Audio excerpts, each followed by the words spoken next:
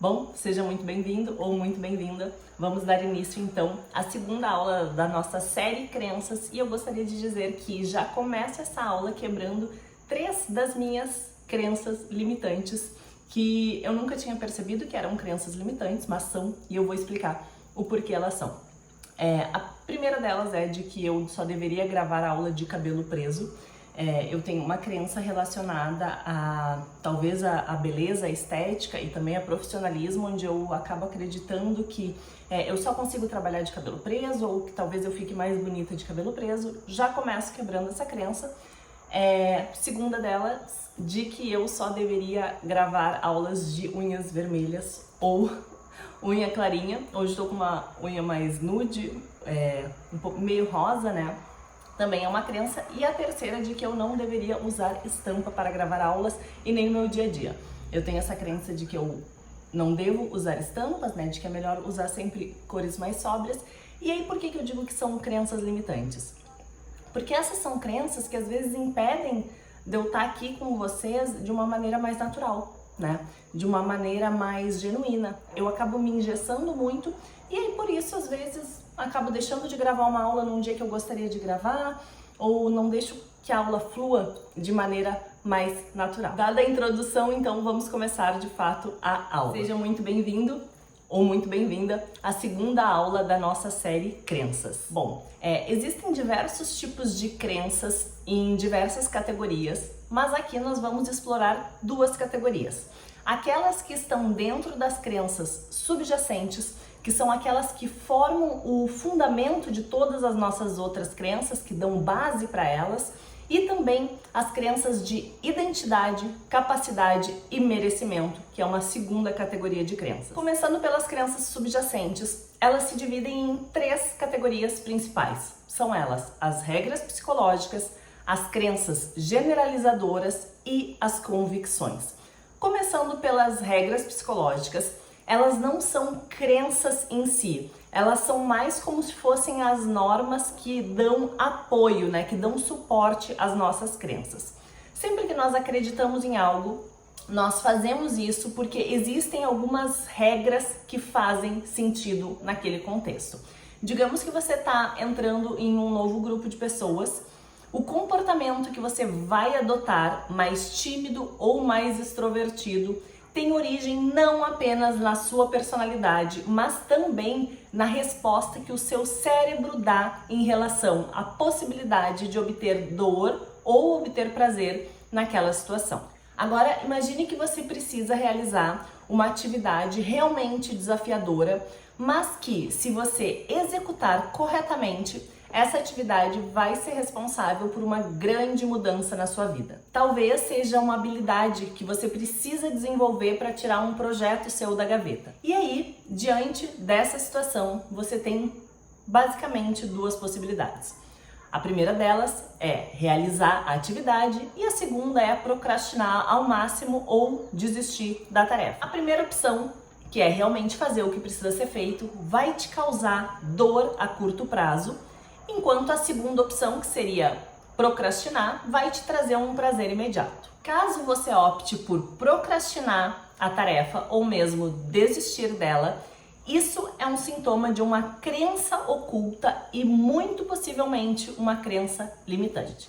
Talvez você acredite que você não é bom o suficiente ou que não merece ter sucesso. E as regras que apoiam essa crença podem ser algo mais ou menos como: eu jamais deveria fazer algo que eu não sou capaz, ou isso é muito difícil, ou é muito perigoso assumir riscos. E aí, como consequência, você vai procrastinar aquela atividade o máximo que puder e talvez, inclusive, você desista da realização dela. As suas crenças, ou seja, a sua percepção e interpretação da realidade, moldaram o seu comportamento naquela situação e acabaram afetando o resultado final. Com esse exemplo, fica muito fácil perceber quanto as nossas crenças são responsáveis pelos resultados que nós obtemos nas nossas vidas. O segundo tipo de crença é o que a gente chama de crença generalizante.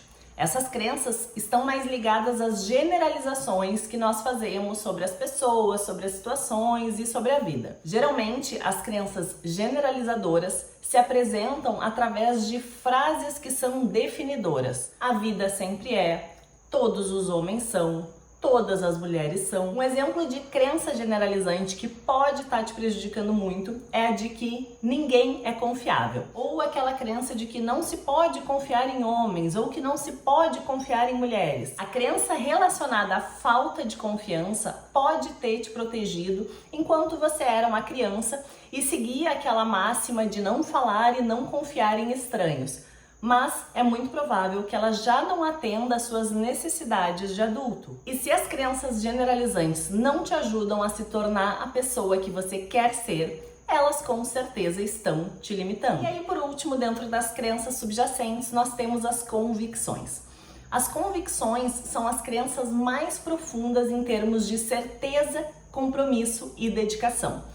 Convicções são construídas ao longo da vida e sustentadas por referências que são muito sólidas. As convicções nem sempre são crenças limitantes, assim como todas as outras crenças. Quando elas apoiam os nossos objetivos e o nosso sucesso, nós somos bem assessorados por elas.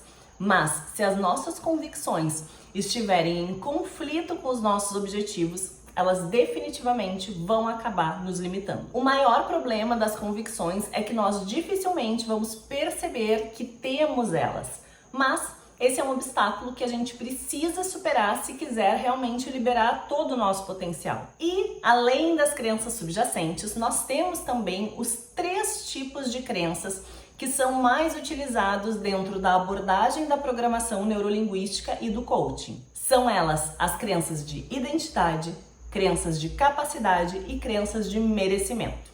As crenças de identidade se referem a tudo aquilo que nós pensamos sobre nós.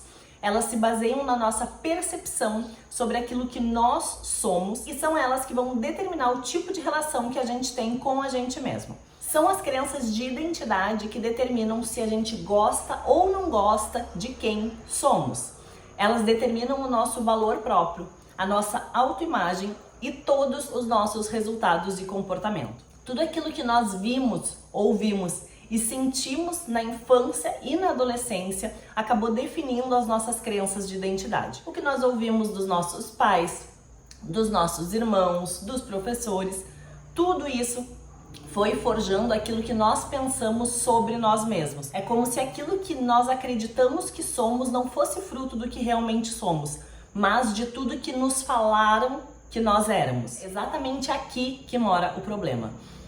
Se nós não estamos conscientes que essas crenças foram forjadas pelas opiniões dos outros, nós não vamos perceber que muitas delas não fazem o menor sentido. E mesmo sem fazer sentido, elas acabam definindo o nosso comportamento e as nossas escolhas. Se você cresceu, por exemplo, ouvindo dos seus pais que você só fazia coisas erradas, que você quebrava tudo que você colocava a mão acabava dando errado, é muito provável que você, já adulto, continue fazendo muita coisa errada e sem cabimento por acreditar que fazer coisas muito erradas faz parte de quem você é. E se isso é quem você é, você não tem como fazer nada diferente disso. Já as crenças de capacidade se referem ao fazer, a tudo aquilo que você pensa que pode ou não pode fazer e aquilo que você pensa que é capaz ou não. As crenças de capacidade são determinadas por aquilo que você acredita ser capaz. São elas que ditam o seu potencial de realização. E por último, nós temos as crenças de merecimento. As crenças de merecimento estão ligadas a tudo que você acredita que merece. Se você possui uma crença de identidade fortalecedora alinhada a uma crença de capacidade também fortalecedora, naturalmente, você vai construir crenças positivas de merecimento. Não adianta querer se achar merecedora se todas as suas crenças de identidade dizem o contrário ou se as suas crenças de capacidade te dizem que você não é capaz. Se você acredita que é uma pessoa infeliz, burra e não se sente capaz de se envolver em novos projetos, não adianta tentar criar uma crença de merecimento. As crenças de identidade são como a fundação de uma casa e o merecimento seria o teto. Nós começamos uma casa de baixo para cima. De nada adianta você ter um lindo telhado se a fundação não tiver sido bem feita. Por isso que tantas pessoas se apegam às crenças de merecimento e isso não muda absolutamente nada na vida delas. São pessoas que acreditam que fazer afirmações muito positivas, que acreditar que merecem, que repetir que merecem algo, vai trazer algo de bom para a vida delas e aí elas ficam meses, anos, às vezes décadas ali trabalhando aquelas crenças e isso não funciona. Porque o que está lá dentro, que são as crenças de identidade e de capacidade, não está alinhado com esse merecimento. Então, simplesmente pensar que você merece algo não vai te ajudar a ter sucesso se você não acreditar que você é uma pessoa capaz de fazer o que é necessário para ter sucesso. A pessoa que tem um baixo senso de merecimento, ela possui geralmente o vício da autossabotagem e da procrastinação. Ela não consegue se comprometer em terminar aquilo que ela começa. Frequentemente, ela perde o que já conquistou e possui muita dificuldade em receber elogios e presentes porque ela não se sente merecedora de ganhar nada. Mas a boa notícia, afinal tem que ter uma boa notícia, é que mesmo nos acompanhando há muito tempo, nós temos a capacidade de eliminar as crenças que estão nos limitando e programar novas crenças fortalecedoras sobre tudo aquilo que nós somos, que nós fazemos e que nós merecemos. O nosso grande desafio